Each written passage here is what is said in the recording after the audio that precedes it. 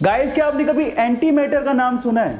Anti matter किसी इंसान के लिए इस पूरे यूनिवर्स की सबसे महंगी चीज है, जिसके 1 ग्राम की कीमत 63 ट्रिलियन डॉलर है। Oh my God. पर सवाल है, एंटी मैटर होता क्या है?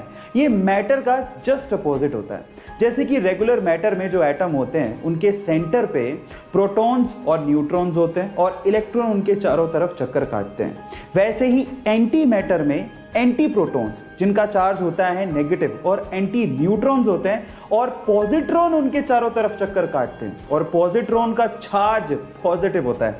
मतलब मैटर में पॉजिटिव के चारों तरफ नेगेटिव चक्कर काटता है, तो एंटी मैटर में नेगेटिव के चारों तरफ पॉजिटिव चक्कर काटता है।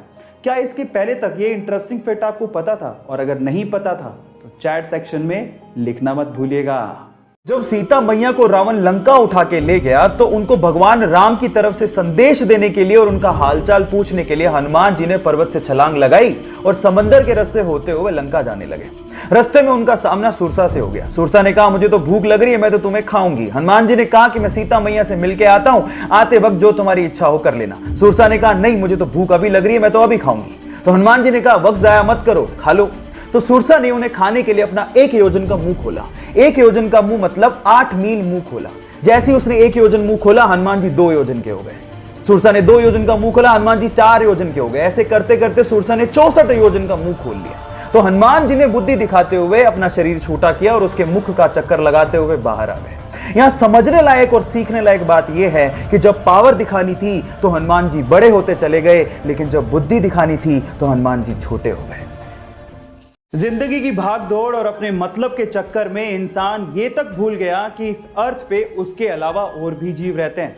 लेकिन इस्तांबुल के लोगों का डॉग्स के लिए अच्छा व्यवहार देख के मुझे ऐसा महसूस होता है कि इंसानियत अभी भी जिंदा है।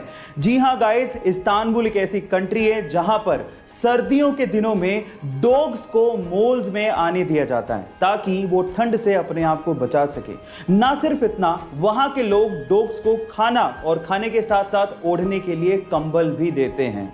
गाइस, है ना इंसानियत वाली बात? क्या आपको भी लगता है कि इंडिया में भी ऐसा कुछ होना चाहिए? चैट सेक्शन में लिखना मत भूलिएगा। अपनी बेहद खराब फॉर्म के चलते 2011 के वर्ल्ड कप टीम में उसका सिलेक्शन तक नहीं हुआ। लोगों ने कहा कि ये सब तो उसके साथ होना ही था, वो बहुत ज्यादा लेजी है, उसमें कोई कंसिस्टेंसी ही नहीं है और शायद अब कभी वो वापसी नहीं कर सकता। सारे फैंस निराश हो गए थे, लेकिन उसने हार नहीं मानी। उसने हार्ड वर्क किया, अपनी फॉर्म दर्शाई और 2013 में बतौर ओपनिंग बैट्समैन एंट्री मारी और उसके बाद उसने वो कर दिखाया जो आज तक इस प्लेनेट पे कोई नहीं कर सका। वनडे इतिहास में 3 बार डबल सेंचुरी मारने का रिकॉर्ड उसने अपने नाम कर डाला। Yes, I am talking about the hitman Rohit Sharma. Guys, यहां सीखने लायक बात यह है कि आलोचना होगी, आप गिरोगे, लेकिन गिर के उठने वाले को ही बाजीगर कहते हैं।